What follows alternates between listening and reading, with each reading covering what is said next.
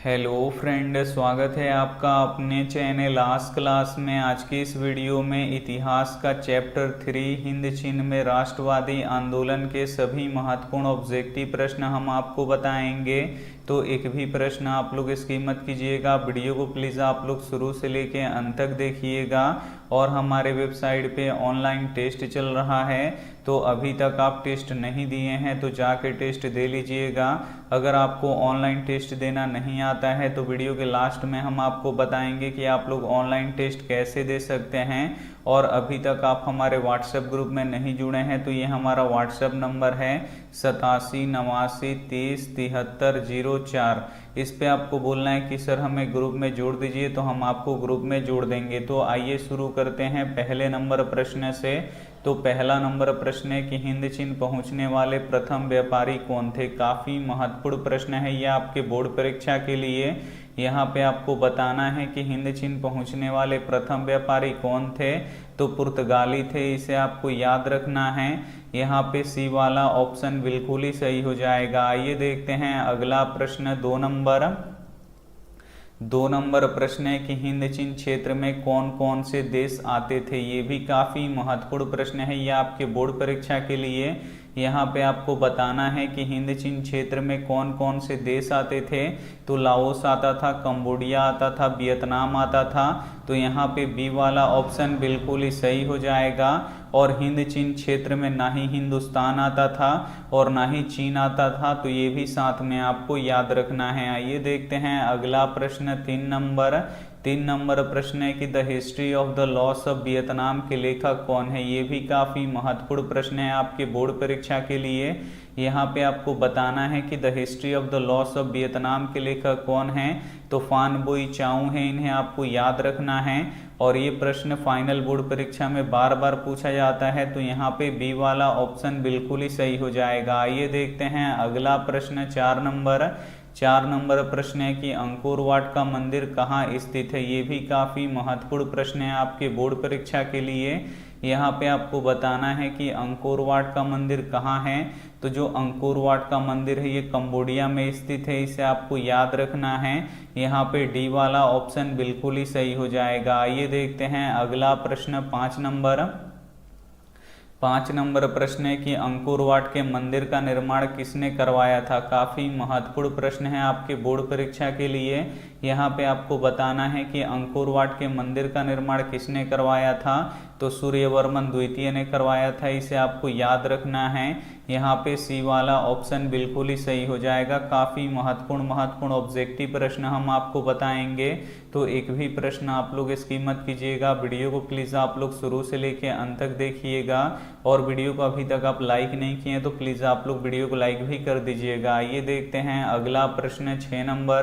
6 number प्रश्न है कि अंकोर वाट का मंदिर किस हिंदू देवता को समर्पित है। ये भी काफ़ी महत्वपूर्ण प्रश्न है। यहाँ पे आपको बताना है कि अंकोर वाट का मंदिर किस हिंदू देवता को समर्पित है। तो भगवान विष्णु को समर्पित है, इसे आपको याद रखना है। यहाँ पे ए वाला ऑप्शन बिल्कुल ही सही हो जाएगा। आइए देखते हैं अगला प्रश्न। 7 नंबर प्रश्न है कि नरोत्तम सिंहानो कहाँ के शासक था। ये भी काफ़ी महत्वपूर्ण प्रश्न है। यहाँ पे आपको बताना है कि नरोत्तम सिंहानो कहाँ के शासक थे। तो ये कंबोडिया के शासक थे, इसे आपको याद रखना है। यहाँ पे डी वाला ऑप्शन बिल्कुल ही सही हो जाएगा। आइए देखते हैं अगला प्रश्न। 8 नंबर प्रश्न है कि हिंद चीन में कौन सा देश नहीं आता था। ये भी काफ़ी महत्वपूर्ण प्रश्न है। यहाँ पे आपको बताना है कि हिंद चीन में कौन सा देश नहीं आता था। तो ना ही हिंदुस्तान आता था, ना ही चाइना आता था, इसे आपको याद रखना है। तो यहाँ पे डी वाला ऑप्शन बिल्कुल ही सही हो जाएगा। हिंद चीन में कौन कौन से देश आते थे। तो कंबोडिया आता था, लाओस आता था, वियतनाम आता था, लेकिन यहाँ पे चीन और हिंदुस्तान नहीं आता था, तो ये भी साथ में आपको याद रखना है। आइए देखते हैं अगला प्रश्न। 9 नंबर प्रश्न है कि हुआ आंदोलन किस प्रकृति का था। ये भी काफ़ी महत्वपूर्ण प्रश्न है। यहाँ पे आपको बताना है कि हुआ आंदोलन किस प्रकृति का था। तो ये क्रांतिकारी और धार्मिक दोनों प्रकृति का था, इसे आपको याद रखना है। यहाँ पे डी वाला ऑप्शन बिल्कुल ही सही हो जाएगा। आइए देखते हैं अगला प्रश्न। 10 नंबर प्रश्न है कि हिंद चीन में बसने वाले फ्रांसीसी को क्या कहा जाता था। काफ़ी महत्वपूर्ण प्रश्न है ये आपके बोर्ड परीक्षा के लिए। यहाँ पे आपको बताना है कि हिंद चीन में बसने वाले फ्रांसीसी को क्या कहा जाता था, तो क्लोन कहा जाता था, इसे आपको याद रखना है। यहाँ पे सी वाला ऑप्शन बिल्कुल ही सही हो जाएगा। ये देखते हैं अगला प्रश्न है 11 नंबर प्रश्न है कि मार्च 1946 में फ्रांस और वियतनाम के बीच होने वाले समझौते को किस नाम से जाना जाता है। यहाँ पे आपको बताना है कि मार्च 1946 में फ्रांस और वियतनाम के बीच होने वाले समझौते को किस नाम से जाना जाता है, तो हनोई समझौता के नाम से जाना जाता है, इसे आपको याद रखना है। यहाँ पे बी वाला ऑप्शन बिल्कुल ही सही हो जाएगा। एक प्रश्न ये भी पूछा जाता है कि हनोई समझौता कब हुआ था, तो हनोई समझौता मार्च 1946 में हुआ था, इसे आपको याद रखना है। और हनोई समझौता किसके किसके बीच में हुआ था, तो फ्रांस और वियतनाम के बीच में हुआ था, तो ये भी साथ में आपको याद रखना है। आइए देखते हैं अगला प्रश्न 12 नंबर प्रश्न है कि जनेवा समझौता कब हुआ। यहाँ पे आपको बताना है कि जनेवा समझौता कब हुआ, तो जनेवा समझौता 1954 में हुआ। यहाँ पे ए वाला ऑप्शन बिल्कुल ही सही हो जाएगा। ये देखते हैं अगला प्रश्न 13 नंबर प्रश्न है कि अनामी दल के संस्थापक कौन थे। यहाँ पे आपको बताना है कि अनामी दल के संस्थापक कौन थे, तो जुएंग आई थे, इसे आपको याद रखना है। यहाँ पे ए वाला ऑप्शन बिल्कुल ही सही हो जाएगा। आइए देखते हैं अगला प्रश्न 14 नंबर प्रश्न है कि हो ची मिन्ह का शाब्दिक अर्थ क्या है। काफ़ी महत्वपूर्ण प्रश्न है ये आपके बोर्ड परीक्षा के लिए। यहाँ पे आपको बताना है कि हो ची मिन्ह का शाब्दिक अर्थ क्या है, तो हो ची मिन्ह का शाब्दिक अर्थ होता है पथ प्रदर्शक, इसे आपको याद रखना है। यहाँ पे सी वाला ऑप्शन बिल्कुल ही सही हो जाएगा। ये देखते हैं अगला प्रश्न 15 नंबर प्रश्न है कि कन्फ्यूशियस कौन था। यहाँ पे आपको बताना है कि कन्फ्यूशियस कौन था, तो जो कन्फ्यूशियस था ये एक चीनी विचारक था, इसे आपको याद रखना है। यहाँ पे बी वाला ऑप्शन बिल्कुल ही सही हो जाएगा। ये देखते हैं अगला प्रश्न 16 नंबर प्रश्न है कि जनेवा समझौता में किस देश को 2 भागों में बांटा गया। काफ़ी महत्वपूर्ण प्रश्न है ये आपके बोर्ड परीक्षा के लिए। यहाँ पे आपको बताना है कि जनेवा समझौता में किस देश को 2 भागों में बांटा गया, तो वियतनाम को 2 भागों में बांटा गया, इसे आपको याद रखना है। यहाँ पे सी वाला ऑप्शन बिल्कुल ही सही हो जाएगा। और जनेवा समझौता कब हुआ था, तो 1954 में हुआ था, तो ये भी साथ में आपको याद रखना है। आइए देखते हैं अगला प्रश्न 17 नंबर प्रश्न है कि इंडो चाइना किस देश का उपनिवेशक था। ये भी काफ़ी महत्वपूर्ण प्रश्न है आपके बोर्ड परीक्षा के लिए। यहाँ पे आपको बताना है कि इंडो चाइना किस देश का उपनिवेशक था, तो जो इंडो चाइना था ये फ्रांस का उपनिवेशक था, इसे आपको याद रखना है। यहाँ पे बी वाला ऑप्शन बिल्कुल ही सही हो जाएगा। ये देखते हैं अगला प्रश्न 18 नंबर प्रश्न है कि वियतनाम में क्लोन किन्हें कहा जाता था। यहाँ पे आपको बताना है कि वियतनाम में क्लोन किन्हें कहा जाता था, तो फ्रांसीसी नागरिकों को क्लोन कहा जाता था, इसे आपको याद रखना है। यहाँ पे सी वाला ऑप्शन बिल्कुल ही सही हो जाएगा। ये देखते हैं अगला प्रश्न 19 नंबर प्रश्न है कि वियतनाम में टोकन फ्री स्कूल की स्थापना कब हुई। काफ़ी महत्वपूर्ण प्रश्न है।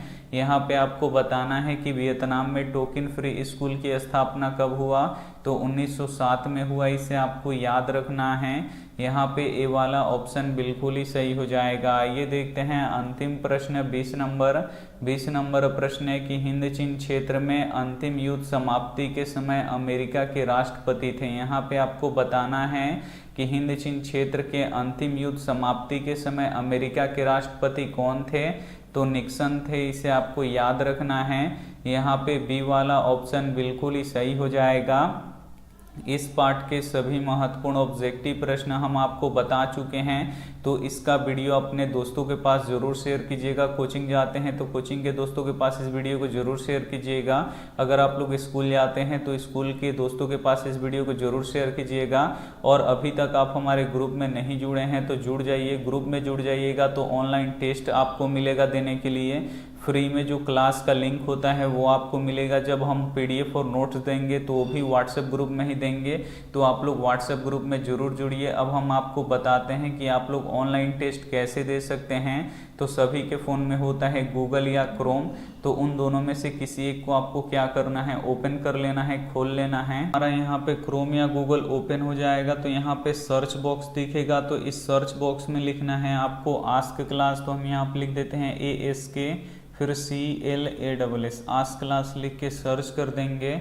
और जैसे ही हम लिख के सर्च करेंगे यहाँ पे देखिए लिखा हुआ आ जाएगा आस्क क्लास, बस इसी पे आपको क्लिक करना है। और जैसे ही आप लोग यहाँ पे क्लिक करेंगे तो आप हमारे ऑफिशियल वेबसाइट पे चले जाइएगा। तो यहाँ पे थोड़ा सा हम वेट कर लेते हैं, ये पेज खुल रहा है। तो यहाँ पे देख सकते हैं ये हमारा पेज खुल चुका है, थोड़ा सा हम यहाँ पे वेट करेंगे। यहाँ पे देखिए खुल गया। अब यहाँ से देखिए आप लोग टेस्ट लगा सकते हैं, यहाँ से डाउनलोड पीडीएफ डाउनलोड कर सकते हैं। तो यहाँ पे टेस्ट लिखा हुआ है, तो टेस्ट पे क्लिक करेंगे और जैसे ही क्लिक करेंगे तो हमारा टेस्ट क्या हो जाएगा, ओपन हो जाएगा। यहाँ पे आप लोग देख सकते हैं।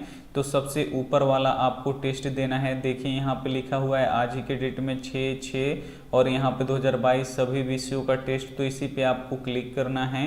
और जैसे ही आप लोग क्लिक कीजिएगा आपका टेस्ट थोड़ी ही देर में यहाँ पे स्टार्ट हो जाएगा। यहाँ पे देखिए स्टार्ट हो चुका है और 256 बच्चों ने अभी तक टेस्ट दे दी हैं। बस आपको स्टार्ट पे क्लिक करना है और यहाँ पे आप लोग अपना नाम लिख दीजिएगा। हम यहाँ पे एक नाम लिख देते हैं। जैसे यहाँ पे देखिए हम एक नाम लिख देते हैं, यहाँ पे आप लोग अपना नाम लिखिएगा, उसके बाद नेक्स्ट कीजिएगा। उसके बाद देखिए 20 क्वेश्चन हैं और प्रत्येक क्वेश्चन का 4 ऑप्शन रहेगा जिसमें से एक सही रहेगा। तो अगर आप लोग सही क्वेश्चन पे टिक कीजिएगा तो ग्रीन हो जाएगा, अगर गलत पे टिक कीजिएगा तो रेड हो जाएगा। तो यहाँ पे देखिए पूछ रहा है कि बिरेश्वर कौन था, तो जो बिरेश्वर थे ये मिथिला के मंत्री थे, तो इस पर टिक करेंगे तो देखिए ये ग्रीन हो गया यानी ये सही है। अगर हम गलत करेंगे तो रेड हो जाएगा। यहाँ पे देखिए बेतमा कहाँ स्थित है, तो इंदौर के पास स्थित है, लेकिन हम इलाहाबाद के पास मारेंगे तो देखिए गलत हो गया और जो सही आंसर है वो आपको बताएगा।